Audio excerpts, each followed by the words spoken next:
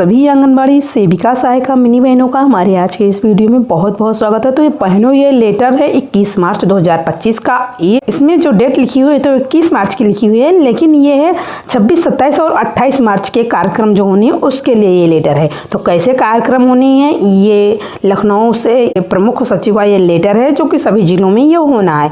तो पूरे वीडियो पे बने रहिएगा। आगे बढ़ने से पहले चैनल पर पहली बार है तो प्लीज़ विजिट करके ज़रूर देखिएगा। अगर आपको लगता है कि वीडियो अवेलेबल है तो definitely is your subscribe my channel.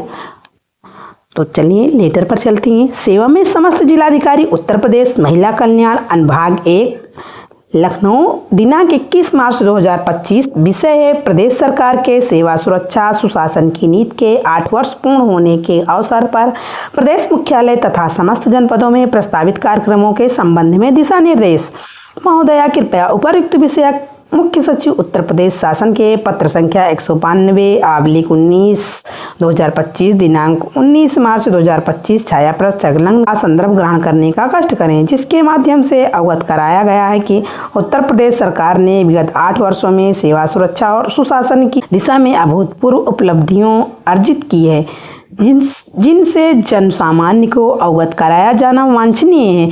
तदक्रम में आगामी दिनांक 25, 26, 27 मार्च 2025 को सभी जनपदों में समारोह आयोजित कर शासन की महत्वपूर्ण उपलब्धियों एवं योजनाओं को जानकारी दी जाएगी। नंबर 2 देखिए, उपरोक्त में क्रम में समारोह में व्यवस्था हेतु आपकी अध्यक्षता में एक परामर्शदाता समिति गठित की जाएगी, जिसमें विभिन्न विभागों के अधिकारियों के साथ साथ सामाजिक संगठनों, राजनीतिक दलों, सरकारी विभागों के प्रतिनिधियों को भी शामिल किया जाएगा। उल्लेखनीय है कि विगत 8 वर्षों में प्रदेश के विभिन्न जनपदों द्वारा विभागीय योजनाओं तथा कार्यक्रमों के अंतर्गत देश में प्रथम उत्कृष्ट स्थान प्राप्त किया है। समीचीन है कि इन कीर्तिमानों के संबंध में तथा सरकार द्वारा क्रियान्वित की जा रही योजनाओं के बारे में जन सामान्य को अवगत कराया जाए। नंबर 3 देखिए, उक्त के क्रम में जनपद स्तर पर दिनांक 25, 26 और 27 मार्च 2025 को प्रस्तावित समारोह में महिला कल्याण तथा बाल विकास सेवा एवं पुष्टाहार विभाग से निम्नलिखित बिंदुओं को शामिल किया जाना समीचीन होगा। आप बिंदु कौन कौन से, इस पर फोकस कीजिए बहनों। समारोह के दौरान विभागीय योजनाओं से संबंधित लघु फिल्म का प्रदर्शन।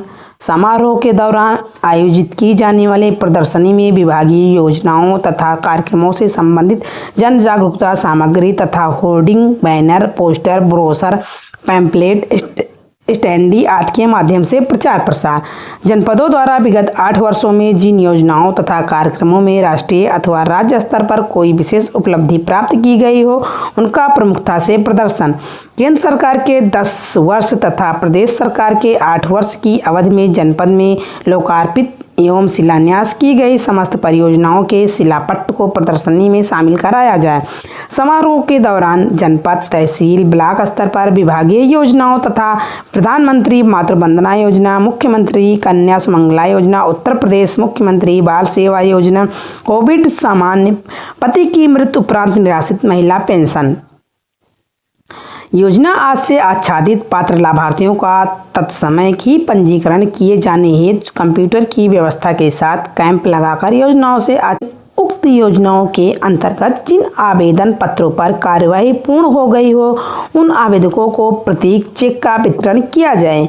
आंगनबाड़ी केंद्रों पर गर्भवती महिलाओं, धात्री महिलाओं के मातृत्व पोषण, बच्चे की देखभाल व उनके स्वास्थ्य के विषय पर चर्चा किए जाने हेतु कार्यक्रम आयोजित किया जाए। इस दौरान आंगनबाड़ी केंद्रों पर पोषाहार का वितरण किया जाए। समारोह के दौरान विभागीय योजनाओं से संबंधित व्यक्तिगत लाभार्थियों को वितरित किए जाने योग्य एवं अन्य तरह के शेष शासकीय वितरण उक्त कार्यक्रम में कराना सुनिश्चित किया जाए। समारोह के दौरान आयोजित होने वाले सांस्कृतिक कार्यक्रमों में विभागीय गृहों में आवासित महिलाओं एवं बच्चों की प्रस्तुति को शामिल कराया जाए।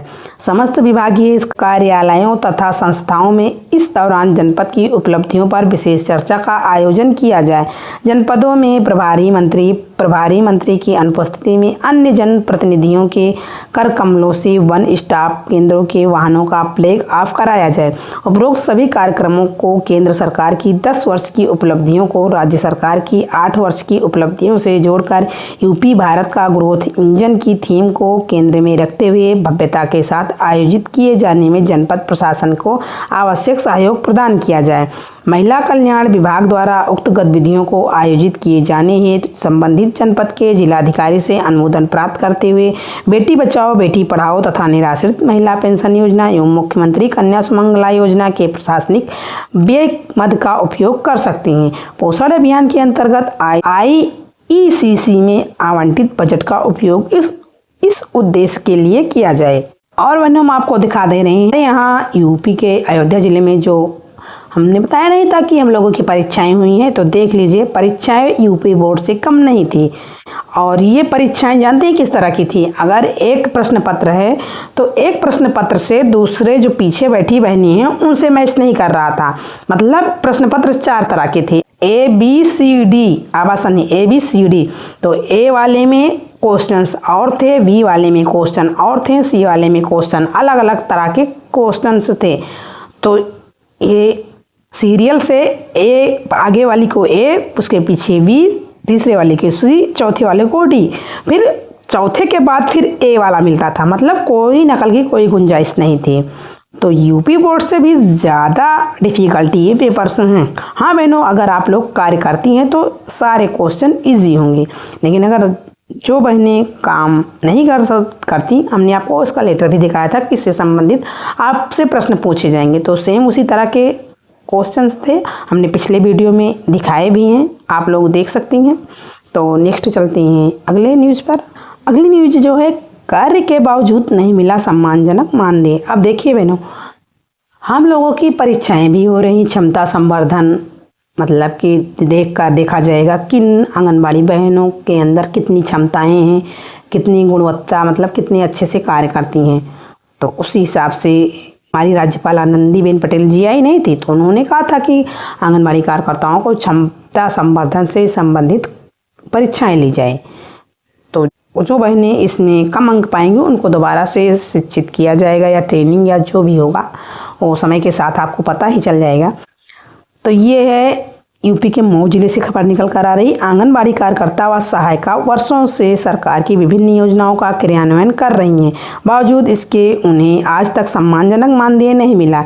ये बातें रविवार को शहर के VT स्थित बुद्ध विहार कॉलोनी में आयोजित बैठक के दौरान कंचन राय ने कही।